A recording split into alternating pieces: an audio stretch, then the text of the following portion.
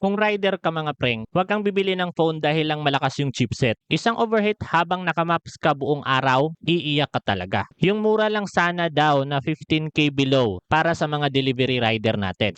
Honestly mga preng, sa ilalim ng 15K, mas importante talaga dyan yung battery, yung signal, yung GPS, at syempre yung tibay. Kaysa sa sobrang lakas ng gaming spec. Kaya isa sa mga pinakasulit ngayon, base sa mga na-recom natin na research mga preng, is si Samsung Galaxy A26 or A36 kapag naka-sale.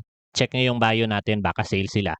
Bakit mga preng? Stable yung GPS, matagal yung battery, hindi masyadong masakit sa ulo yung software, at okay yung after sales dito sa Pinas. Pero kung gusto mo talaga yung pinakasulit sa battery at value, Tecno Pova series at Infinix Note series. Sobrang lakas din yan sila. Literal na pang buong araw na biyahe. Pero ito yung hindi sinasabi ng karamihan. Hindi lahat ng mga malalaking battery okay na sa mga rider. Real talk lang din tayo dito mga preng. Maraming budget phones ngayon na sobrang laki ng battery. Pero umiinit naman kapag sobrang haba yung paggamit ng data, Google Map, Bluetooth earbud, at pagparating naka-maximum brightness. Hindi talaga yan maiiwasan dahil rider tayo. Nasa labas tayo parate. Yan talaga yung totoong kalaban ng mga rider. Kaya, yung importante din dito, yung software optimization at syempre yung cooling. Actually mga pring, base sa research natin, maraming mas nakakagusto sa Samsung mid-range phone kasi less random bugs, mas stable yung signal, at mas reliable yung navigation pagdating sa long term. Pero mga pring, kung budget mo ay tight talaga at okay lang sa'yo yung mga konting bloatware, sobrang sulit din si Tecno Pova, Infinix Note o Redmi Note series. Malaki yung battery, mabilis mag-charge, at okay pang harabas. Kaya verdict ko mga freng, less hassle plus stable daily use, Samsung A series ka. Sulit sa gaming naman, plus battery monster, either Tecno, Infinix, o Redmi. Kaya kung rider ka at gusto mo ng practical phone recommendation na pangharabas talaga, follow mo ako preng. Kasi dito, tunay na daily experience ang pinag-uusapan, hindi lang benchmark. Pero kung nakapag-decide ka na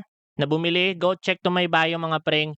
Nandiyan na lahat ng mga official and authorized and legit store online na pwede mong pagbilhan ng paborito mong smartphone. At meron din diyang mga smartphone accessories na mga top-rated mga preng. When we say top-rated, top choice na mga happy buyer. Go check to my profile and check my bio mga preng. And kita-kits sa susunod na video. Follow for more.